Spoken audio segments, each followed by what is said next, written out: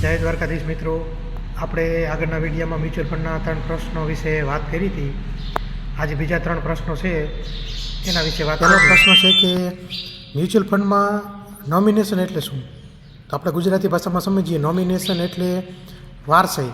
ઉદાહરણ દ્વારા સમજીએ તો આપણે ધારો કે કોઈ ખેડૂત હોય તો ખેડૂતના 7/12માં જેવી રીતે ખેડૂતનું નામ હોય પછી વારસાઈ કરાવે એટલે એના ઘરના તમામ સભ્યોના નામ 7/12માં ચડે, એવી રીતે નોમિનેશનમાં પણ એવું જ હોય છે. તમે જ્યારે કોઈ પણ મ્યુચ્યુઅલ ફંડમાં ઇન્વેસ્ટ કરો છો ત્યારે તમારે એમાં નોમિનેશન કરાવવું જરૂરી છે, જેથી કરી અને તમારા પછી એ સંપત્તિ અથવા એ પૈસા ઇન્વેસ્ટ કરેલા પૈસા તમારા નોમિનીને મળે. બીજો સવાલ એવો હતો કે બેંકમાં એફડીમાં અને મ્યુચ્યુઅલ ફંડમાં શું ફરક છે?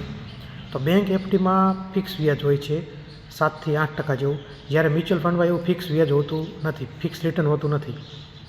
એમાં મિનિમમ છેલ્લા 15 વર્ષના આંકડા જોવી તો 12-13%થી લઈ અને 20 થી 22% સુધીના રિટર્ન મળેલા છે.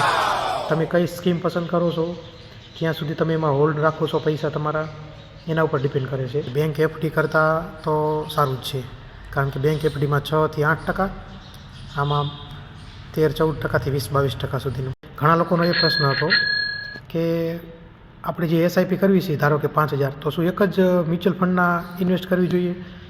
તો એવું નથી મિત્રો. તમે જેટલાય 5000ની અથવા 10,000ની એસઆઈપી કરો છો તો ઓછામાં ઓછા 4 થી 5 ફંડ લ્યો, ડાયવર્સિફિકેશન કરો. ડાયવર્સિફિકેશન કરશો તો તમારો પોર્ટફોલિયો બેલેન્સ રહેશે. અને જો તમને ખબર નથી પડતી કયા ફંડમાં આપણે ઇન્વેસ્ટ કરવું, કયા ફંડમાં કેટલું ઇન્વેસ્ટ કરવું, તો નીચે મારો નંબર છે, એમાં તમે કોન્ટેક્ટ કરી શકો છો, મને વોટ્સઅપમાં મેસેજ મોકલી શકો છો.